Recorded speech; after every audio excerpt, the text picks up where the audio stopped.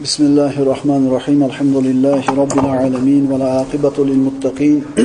As-salatu was-salamu ala sayyidina Muhammadin va ala alihi va ashabihi ajma'in. Amma ba'd. Assalomu alaykum va rahmatullohi va barakatuh. Musulmon kishining axloqi xususida olib borayotgan darsimizning navbatdagisi.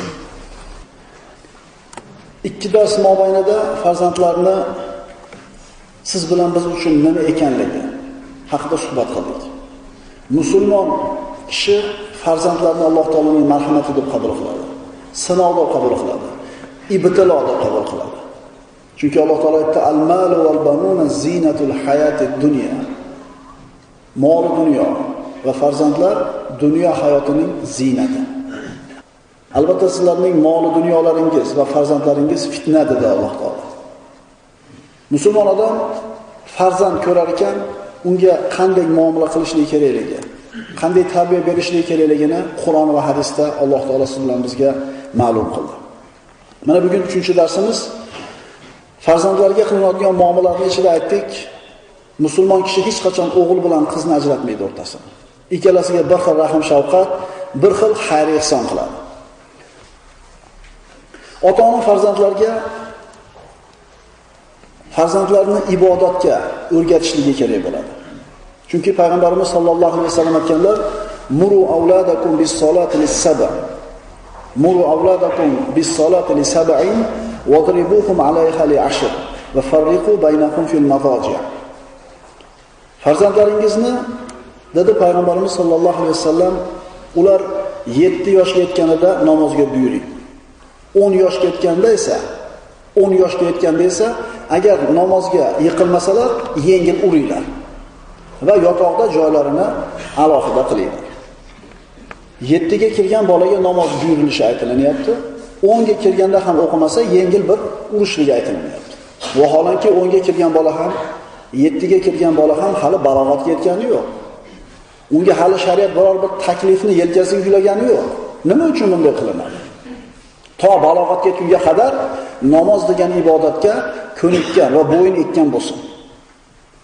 Ular yoshligidan mana shu namozga, ibodatga odatlantirishlik kerakki, bir safar o'qib, bir safar o'qimasa bo'laveradi.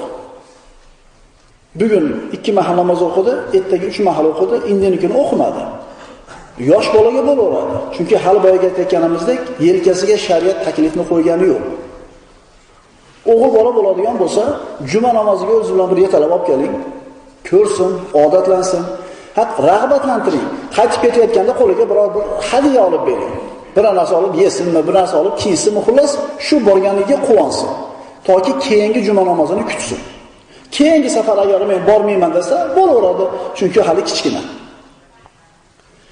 Qiz bolalar ham mana shu kichkinalik davridan bir ro'mol olishga odatlansin. Bir safar uzunroq kiysin, bir safar kaltaroq kiysin, mayli, qiz bola bo'laveradi unga. Toki odatlanguncha. Bu o'rinda ayrim opalarimizga aytadiganimiz, hali 4 ga 5 ga kirib kirmagan qizlarni shu bir o'rab chimkab qo'yadi, yaxshi bu. Lekin bunga hali majbur qilib olmaydi ularni. Sekin-sekinlik bilan odatlansin, lekin ularni yosh bolaligini, yoshini kichkinaligini ham inobatga olishlik kerak bo'ladi.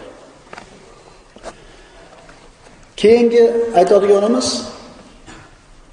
ota-ona farzandlariga ota-onasini hurmat qilishlikni o'rgatishligi kerak. Masalan, ota aytish kerak: "Bolam, dunyoga kelishingizga mana onangiz sabab. Sizni qiylanib qonida 9 oy ko'targan, qiynalib tuqqan, sizni emizgan, sizni ovqatingizni qiladi, kiringizni yuvadi, xizmatingizni qiladi, og'rib qolsangiz ustingizda turadi. Onani hurmat qilishlik kerak" deb ota aytish kerak. Aksincha emas. Men senlarga tof kelsam, men senlarga ana qilsam deb turib o'zini ko'rsatayotgan fazilini o'zi gapirmaydi. Chunki aytdik, musulmon ota farzandlariga qilayotgan sarf ehsonini huzur bilan sarflaydi. Chunki Alloh yo'lida infoq qilingan ehson, qulni ozod qilish uchun berilgan ehson, yana bir qandaydir bir ehsonlarning ichidagi eng afzal ehsoni kishini o'zini oilasiga qilgan ehson. Eng afzal dinor mana shu dinor. Endi ona nima deyish kerak? Bolam, ota sizning vujudingiz sababi. Sizni har qanday muammoingizni ko'chada hal qilib beradigan odam, ko'chadan topib turib olib keladi, kiyim olib beryapti, oziq-ovqat olib kelyapti, og'risangiz dori olib keladi, otangizni hurmat qiling. Endi buni teskarisi bo'lsa-chi? Ona ham o'zini qilgan xizmatini gapirib, otasini bir hurmatini bir pul qilsa, unda qanday bo'ladi? Demak, otadir, onadir, farzandlariga ota-onasini hurmat qilishlikka ta'lim berishlik kerak. Endi ayrim otalar bor. Seni onang o'zi odamlarga o'xshab anaqa emas deb ota onani yomonlab tursa. Ota ketgandan keyin bu ona jonivor bolalarga seni otang odamlarning otasiga o'xshab manaqa emas deb gapirib tursa. Eri xotin bir-birini hurmat qilmayotganligini ko'rib katta bo'lgan o'g'il kim bo'ladi? Kuyovni hurmat qilmayotgan onasini ko'rib katta bo'lgan qiz kim bo'ladi? Demak, bir-biriga hurmat qilishni, er xotin bir-birini hurmat qilsin va farzandlar mana shu narsani ko'rib katta bo'lsin, toki ota-onani izzat ikrom qilsin. Keyingi aytadiganimiz, ota-ona farzandlarga bu ham juda bir muhim masala, silay rahmni ta'lim berish kerak. Silay rahm nima edi? Qarindosh urug'larni holidan xabar olishlik. Qarindosh urug'chiligini uzmaslik. Bu agar qarindoshlar bilan muomalani qoyim qilishlik kichkinaroq mavzu bo'lganida, arzimagan mavzu bo'lganida bu haqida Alloh azza va jalla Qur'onda oyat nozil qilmagan bo'lardi. Mana shu haqida yo biror bir mavzu haqida Qur'onda oyat nozil qildimi, demak bu kichkina mavzu emas. E'tibor bergan bo'lsanglar, har yil o'tgan sari birin-ketin yil o'tishligi bilan odamlarda bir-biriga qarindosh urug'chilik degan muomalalar ozayib ketayotganligi, uzilib ketayotganligiga guvoh bo'lamiz. Amakisini, tog'asini, bolalarini tanimaydi kerak bo'lsa hozirgi odamlar. Alloh taolo aytadi: "Fahal asaytum in tawallaytum an tufsidu fil ardi wa tuqatti'u arhamakum ulaika alladhina la'anahumulloh fa asammahum wa a'ma absarahum." Muhammad surasi. Alloh aytadi: "Agar iymondan yuz o'girsangizlar, yaqinki sizlar yerda buzg'unchilik qilursizlar va qarindosh urug'laringiz bilan aloqalaringizni uzursizlar." Qarang, iymondan yuz o'girishlikning bitta alomati qarindosh urug'dan aloqani uzishlik ekan. Iymondan yuz o'girishlikning yana bitta alomati yer yuzida buzg'unchilik qilishlik ekan. Bu iymondan yuz o'girishlik alomati deb aytiladi. Unday kimsalarni esa Alloh la'natlagandir. Alloh saqlasin birodarlar. Qarindosh urug'ini arzimagan 3-4 chaqir uchun, 1-2 soti yerig uchun, yo qandaydir arzimagan dunyo matohi uchun arazlashib, bir-biri bilan aloqani uzayotgan odamlar ehtiyot bo'lsin. Bular ulkan gunohni qoyim qilishyapti. Qattiq gunohkor bo'lyapti bular. Endi mana shunday ishni qilayotganligini ko'rdi farzand. Otasi yoki onasi qarindoshlari bilan aloqasini uzdi. Nimani o'rganadi endi bu ota-onadan? Ayrimlar qarindoshlariga bo'lgan muhabbatni ularning qalbiga joylashdi, o'rniga bir paytlar tog'ing bizga manaqa kerak bo'lganida borib so'raganimizni bermagan. Seni amaking bir davrlar bunday bo'lganda bunday qilgan deydi-da, shu bolalarni o'zini qarindoshlariga nisbatan bo'ladigan muhabbatidan yo'q qiladigan ishlarni eslatadi. Kimda bo'lmaydi? Kimda bo'lmaydi? Bo'ladi aka-ukachilik, tirik jon borki, bir-birlar bir xapalashib qoladi. Mana shu narsalarni eslatadi-da, bu farzandlarga, qarindoshlarga nisbatan kerak bo'lsa, nafrat tuyg'usini uyg'otadi. Endi kela xabar oladigan bo'lib qoldi bular. Anaqa bo'lib qolganimizdan keyin, manaqa bo'lib qolganimizdan keyin. Tanish manzara. Mobodo akangiz bilan, ukangiz bilan bir kelishmovchilik bo'lsa, ham insonchilik. Farzandga aytish kerakki, sen aralashma. U meni jigarim, u meni akam. Suv hech qachon qon o'rnini bajara olmaydi shu. U meni jigarim. Biz o'zimiz kelisha olamiz, sen borib holidan xabar olaver. Ammemmidi, tog'aymidi, xolaymidi, holidan xabar ol. Aralashma, biz o'zimiz kelisha olamiz deyishlik kerak edi. Ayrim odamlar bor deydi. Borchi, nima deyishar ekan deydi. Kelgandan keyin, ya'ni o'zi jo'natyapti josuslikka. Va ana shu ko'tarib kelgan gapiga xaridor. Endi mana shu narsaga odatlangan o'g'ildir, qizdir, namimaga, chaqimchilikka odatlanadi. Kim o'rgatdi buni? Mana shu chaqimchilikka o'rgangan, gap tashlikka o'rgangan qizlar turmushga bergandan keyin ham ana shu eshikdagi gapni ko'tarib olib kelaveradi. Ona xaridor eshitaveradi, oqibatda turmushlar buzilib ketishiga sabab bo'lyapti. Kim o'rgatdi qizlarga buni? Kim o'rgatdi farzandlarga bu narsani? Ota-ona. Birodarlar, ota-ona farzandiga faqat yaxshilikni ravo ko'radi. To'g'rimi? Eng katta yaxshilik nima o'zi? Iymonmi? Eng katta yaxshilik nima? Allohga qulchilikmi? Eng katta yaxshilik nima? Allohning diydorini ko'rishmi? Allohning jamolini ko'rishmi? Endi agar qarindosh urug'chilikni uzishni o'rgatayotgan bo'lsa, siz yaxshi narsa o'rgatmayapsiz. Demak, mabodo kelishmovchilik bo'lsa ham farzandlar eshitmasin ayolingiz bilan muhokama qilayotganligingizni. Farzandlarga o'rgatish kerak bo'lgan ishlarning keyingisi qo'shnilarni hurmat qilishlik. Agar siz o'zingiz qo'shnilar bilan bir oliyjanob, go'zal muomalada bo'lsangiz, farzand o'z-o'zidan o'rganadi buni. Va aksincha bo'lsa, hamma qo'shniga nisbatan opozitsiyada bo'lsangiz, hammani aybini bilasiz, hammani kamchiligini bilasiz, hammani tarixini bilasiz va uyingizda mana shu ma'lumot bilan bolangiz bilan bo'lishasiz. Bu o'zi mana qayda bu, yaqinda mana bo'lib qoldi. Bu o'zi mana qayda bu, mana qo'yib qoldi. Siz qo'ni-qo'shnilarga yomon muomala qilayotganingizni farzand ko'rdimi? Albatta otasidan onasidan o'rganadi-da. Xo'p. Qo'ni-qo'shni bilan muomala qilishlik bu ham kichkina masalami? Qaranglar, qo'ni-qo'shni bir bilan muomala qilmaydi, jamiyat umuman boshqacha. Ishi yo'q bir-biri bilan. Og'riydimi, ko'rmay qoladimi 3-4 kun, uni muammosi. Alloh aytadi Qur'onda. Astagfirullah Niso surasida val jari zil qurba val jaril junubi va sohibi bil janb. Qarindosh qo'shni, begona qo'shniga, yoningizdagi hamrohingizga yaxshilik qiling. Alloh Qur'onda bitta oyatda aytayapti bizga, yaqin qo'shni, uzoq qo'shni. Bu oyatning tafsirida uzoq qo'shni deganda kofir qo'shni ham aytiladi deyiladi. Yaqin qo'shni musulmon qo'shni. Qo'shnimi? Kim bo'lishidan qat'iy nazar musulmon odam unga yaxshi muomala qilishligi yelkasidagi farz.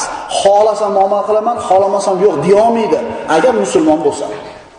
Yana qaytarib aytamiz, qo'ni-qo'shni bilan muomala qilishlik muhim masala. Aks holda oyat nozil bo'larmidi? Bu so'zimizga hujjat payg'ambarimiz sollallohu alayhi vasallamning keyingi hadislari. Qala nabiy sollallohu alayhi vasallam man kana yu'minu billahi wal yawmil akhir fala yu'zi jarahu. Qani iymonda sharti. Kim Allohga va qiyomat kuni iymon keltirsa deydi payg'ambarimiz katta hadis. Foydali gapni gapirsa bo'lmasa jim tursin.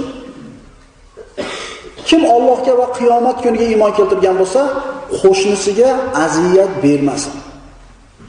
Qo'shniga aziyat berishlik nima? Qo'shningizga yoqmaydigan ishni qildingiz, demak unga aziyat berdingiz. Kun tushmaydigan qilib hisob qo'ydingizmi? Paynoni bekitib qo'ydingizmi? Yo qandaydir balatroq qilib biror bir narsani shovqin qilib qo'ydingizmi?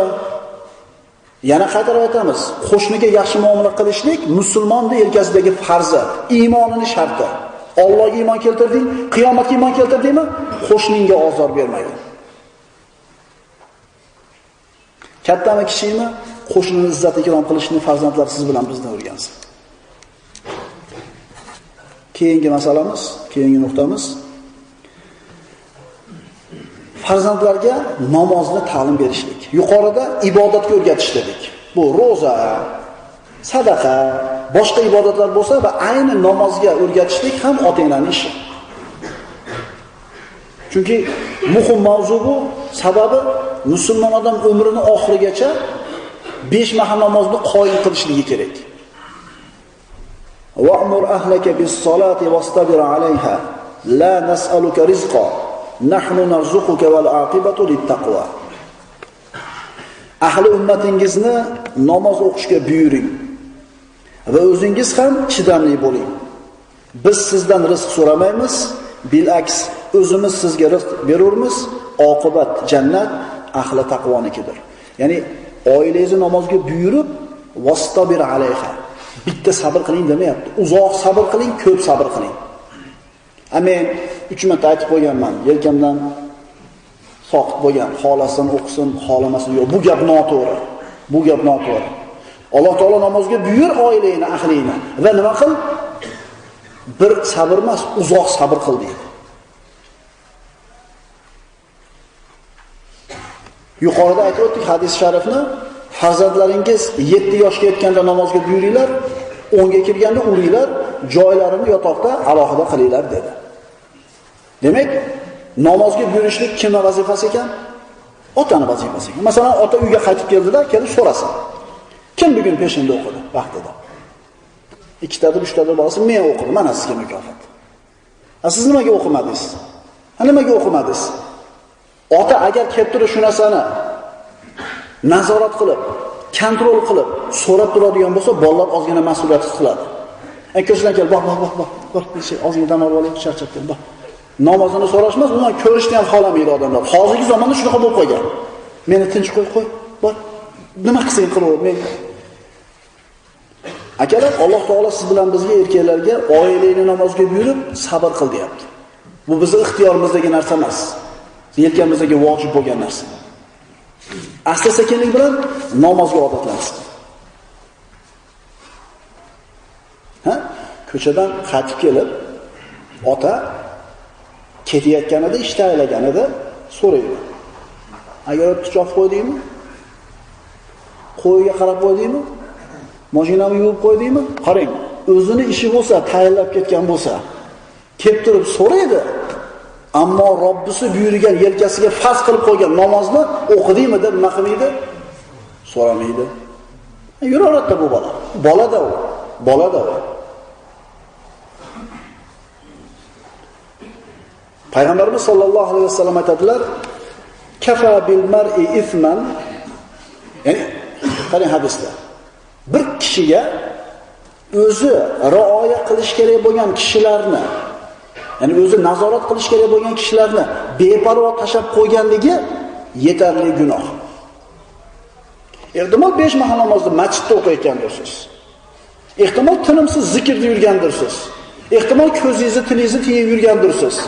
Ammo agar oilangizni ibodatiga qaramaydigan bo'lsangiz, beparvo tashab qo'ygan, insof berganda o'qir, aytaverib charchadim, aytaverib zerikdim. Alloh insof berganda o'qir. Unaqa bo'lmaydi. Har safar aytgan ishingizni bajarmasa, ham shunaqa deysizmi? O'zingizni haqqingizni undirib olasiz. Yeyapsiz ham shu uyda, qilasan deysiz. Namozchi. Bir kishi, qaytaramiz hadisni, o'zi rioya qilish kerak bo'lgan kishilarni, oila a'zolarini, ayolini, farzandlarini, o'g'lini, qizini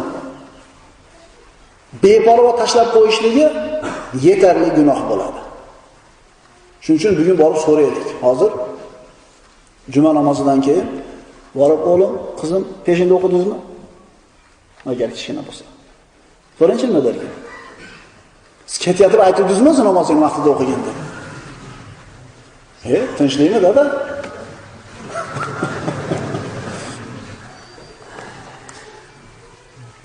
Nabiy sallallohu alayhi vasallam aytganlar: "Kullukum ra'in va kullukum mas'ulun an ra'iyatihi.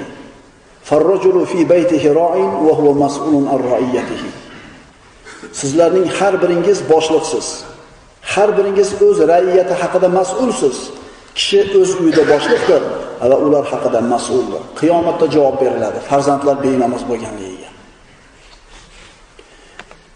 Darsimizni boshida aytgan hadisga qaytamiz, chunki keyingi aytadigan bandimiz, nuqtamiz ayni mana shu ma'noni o'z ichiga olgan. Farzandlaringizni ular 7 yoshga yetganlarida namozga buyuring. 10 yoshga yetganda esa agar o'qimasalar yengil uringlar hamda yotoqda joylarini ajratinglar. Yotadigan joyini ajratishlik masalasi. Kichkinaligida aralashib yotaveradi. Endi payg'ambarimiz aytibdilar, 7 ga kirganda namozga buyuringlar, 10 ga kirganda uringlar va ana shu yoshlarda joyini alohida qilinglar. Bu o'rinda shuni tushunish kerakki, o'g'il bola bilan ham yotib bo'lmaydi, qiz bola bilan ham yotib bo'lmaydi. Joyi alohida bo'lishi kerak. Nabiy sollallohu alayhi vasallam shuni aytdimi? Demak, hikmat katta. Musulmon odam tamom, payg'ambarimiz aytdi, qilaman deydi, surishtirmaydi. Lekin orqasida shubhasiz hikmat katta. Shunaliga 7 yoshga yetgan paytda o'g'il bola bilan birga yotmaydi bitta to'shakda, qiz bola bilan yotmaydi. Joyi alohida qilinadi. Bu ixtiyorimizdagi narsa emas bu ham.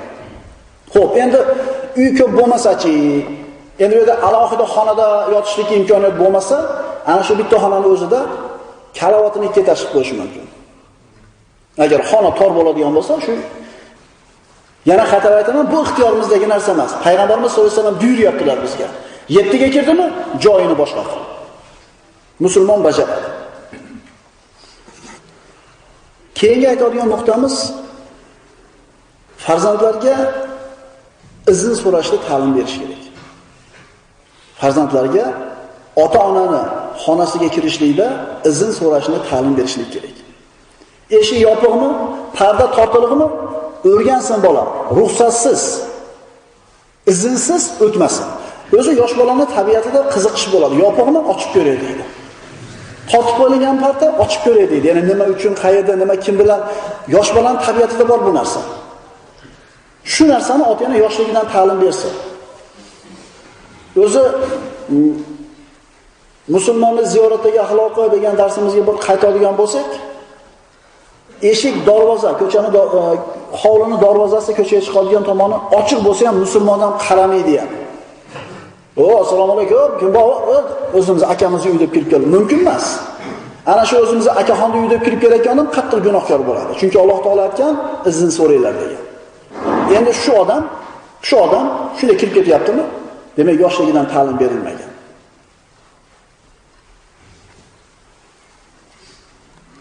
Alloh taolo aytadi. Yana qaytarib o'tamiz bu gapimizni. Shu haqida ham Alloh taolo Qur'onda oyat nozil qilgan. Agar bu yengil masala bo'lganida Alloh Qur'onda oyat nozil qilmas edi. Bu mavzuni Qur'onda aytmagan bo'lardi. Astagfirullah. Ya ayyuhallazina amanu liyasta'dhinkumul ladzina malakat aymanukum walladzina lam yablughul huluma minkum thalatha marratin min qabli salatil fajr wa hina tad'una thiyabakum min adh-dhahira va min ba'di salatil isha thalathu awratin lakum. Dinimiz hatto mana shu yotoqxonamizga farzandlarimizni kirish chiqishligidagi odobni ham ta'lim beryapti. Qarang, biz uchun oddiy narsa-yu bu. Biz uchun haligi mayda masala yo'q. Yo'q, mayda emas ekan. Alloh aytayapti, demak mayda emas. Alloh aytadi. Ey mu'minlar, qo'l ostingizdagi qul va cho'rilaringiz hamda o'zlaringizning balog'atga yetmagan bolalaringiz 3 vaqtda huzuringizga kirish uchun sizlardan izn so'rasinlar. 3 ta vaqt bor. Balog'atga yetmagan bo'lsa ham bola ota-onani huzuriga kirishlikka izn so'rashligi kerak. Mana shu aytilgan 3 ta vaqt qaysi?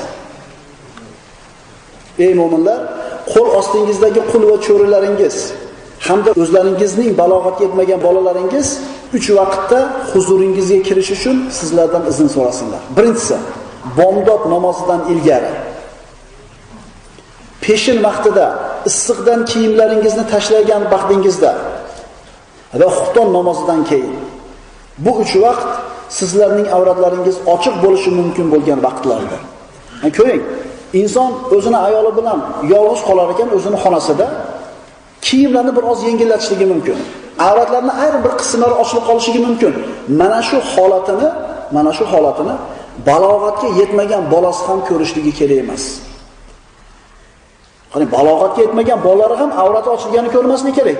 Endi nonushtaning ustida, o'g'lini qizini oldida ichki kiyimida o'tiradigan otalarga nima deymiz? Mana endi issiq kunlarga kelyapmiz, kiyimlar yengillashni boshlaydi. Balog'atga yetmagan bolang ham bomdod namozidan ilgari kun issiqligidan uyiga kirib kiyimini yechib bir qator yengillaydigan paytda va xufton namozidan keyin balog'atga yetmagan bola ham ruxsatsiz kirmasin uylarga deyapti. Bu islom qanchalik hayo, qanchalik odob dini ekanligini shundan ham bilib qo'yaylikki, kichkina bolaligidan o'rgansin mana shu narsaga. Yaram yalang'ochlikka emas. Ta'assub shunday zamonda yashayapmizki, ko'chadagi yurgan holatlari odamlarni, qizlarni, ayollarni. Bu o'zini xonasida yolg'iz qolgandagi holatimi yoki ko'chada yuradigan holatimi farqiga borilmay qolgan. Va mana shu narsani akalar, ukalar, mahallangizda bo'ladi, qo'shningizda bo'ladi, qarindoshingizda bo'ladi, shu kalta, tor, yalang'och chiqib ketayotganligini ko'ryapsizlar. Musulmon odamning hamiyati, g'ururi bo'lishligi kerak. Hech bo'lmasa mahallada o'tib ketganmiz, "Ey, sal ustingga uzunroq kelgin, bo'ron qilib yurib, musulmonmisan sen axir" deb turib ozgina bir uyaltirib qo'yishlik kerak. Payg'ambarimiz aytgan, sollallohu alayhi vasallam: "Ma ra minkum munkaron." Kimlar ichlarida bir munkarni ko'rsa, qo'li bilan tiyib qo'ysin. Fa in lam yastati fa bi lisanihi. Agar qo'li bilan tiyib qo'ya olmasa, aytib qo'ysin, hech bo'lmasa tili bilan tiysin. Agar gapirishlikka ham quvvat yetmasa, yomon ko'rsin. Agar yomon ko'rish ham yo'q bo'ladigan bo'lsa, bu fashqni ko'rib turib, bu odamning iymoni qanaqa iymon ekan? Aksincha agar tomosha qilgan bo'lsa-chi, mana shunday qilib. O'sha sizni, meni, mahallamizdagilarni qizlari, opalari, ayollari aytaylik, agar erlari bilmasa, akalari, otalari bilmasa, "Sening qizing mana qilib yuribdi, Allohdan qo'rqin, dayus bo'lmagin" deb.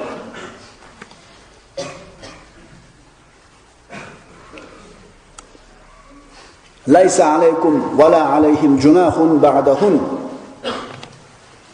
Ular o'sha vaqtlardan so'ng izn so'ramay kirishlarida sizlarga ham, ularga ham gunoh yo'qdir. Mana shu 3 ta vaqtdan boshqa paytda shunday kirib kelsa, gunohkor bo'lmaydi. Chunki boyaga aytgandek, avratlar yopilgan holat bo'ladi, o'zini inson ancha nazorat qilib turgan holati bo'ladi.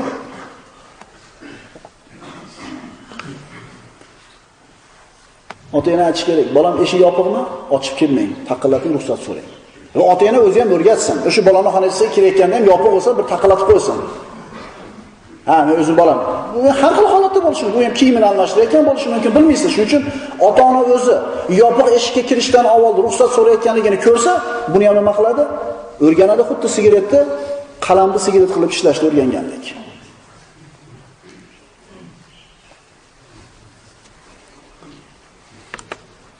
Farzandlar Alloh taoloning bergan ulug' ne'mati. Farzandlarning tarbiyasi haqida bu aytganlarimiz bir ozgina qismi xolos. Bu haqida uzoq bir darslar qilinishligi kerak. Lekin Alloh qodir qilganicha, vaqtimiz yetganicha aytib o'tdik. Yana qaytarib aytaman, aytilinadigan gap bundan o'zi asli bir necha barobar ko'p. Inshaalloh buni ham bir aytamiz. Farzand degan ne'mat bu pul bilan topila olmaydi. Mansab bilan farzand degan ne'matga erishilmaydi. Mehnat qilib ham topilmaydi farzand. Bu pul masalada mehnat qilsa topiladigan. Alloh taoloning inomi, hadiyasi edi. Odam o'zini uyini sotishi mumkin. Mashinasini xolasa, minada xolasa berib yuboradi, xoliganini qilishi mumkin. Ammo farzand unaqa emas. Mashinang bilan, moli dunyoing bilan xoligan muomalani qil. Ammo farzand bilan emas. Chunki farzand bilan qanaqa muomala qilish kerakligini shariat islomiy ko'rsatib bergan. Xushimiz kelganda muomala qilmaymiz. Xolasam tarbiya beraman, xolamasam yo'q. Unaqa gap bo'lmaydi. Chunki Alloh taoloning bergan omonati, bu omonatni qo'ygan zot albatta sizdan so'raydi uni. Alloh farzandni berdi, unga qanaqa muomala qilishni ham o'rgatdi. Farzandlarning bizning ustimizdagi haqqini va bizning ularning ustidagi haqqimizni bayon qildi. Biz xolaganimizni qila olmaymiz.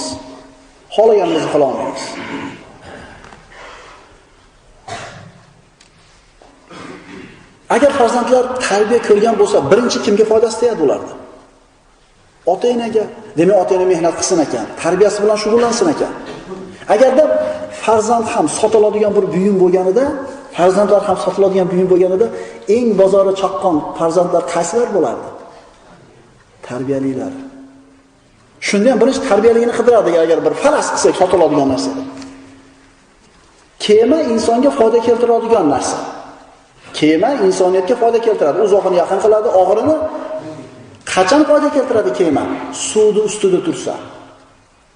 Suv bo'lmasa kema foyda keltirmaydi. Xuddi shunga o'xshagandek, farzand foyda keltirmaydi agar ularda tarbiya degan suv bo'lmasa. Farzand kema, tarbiyasi suv. Suvning ustida kema turganda foyda bergandek, farzandlar bizga qachon foyda keltiradi? Tarbiyali bo'lgan paytda.